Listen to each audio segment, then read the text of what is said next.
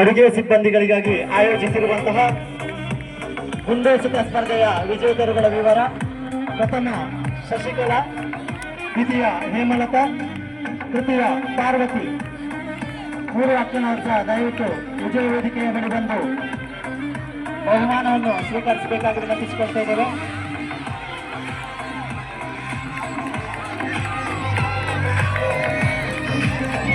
ಗುಂಡೋಸುತ ಸ್ಪರ್ಧೆಯಲ್ಲಿ ಪ್ರಥಮ ಬಹುಮಾನವನ್ನು ಪಡೆದಿರುವವರು ಶಶಿಕಲಕ್ಕ, ದ್ವಿತೀಯ ಹೇಮಲತಕ್ಕ ಹಾಗೂ ತೃತೀಯ ಪಾರ್ವತಿ ಅಕ್ಕನವರು ಬಹುಮಾನಗಳನ್ನು ಪಡೆದುಕೊಂಡಿರ್ತಾರೆ.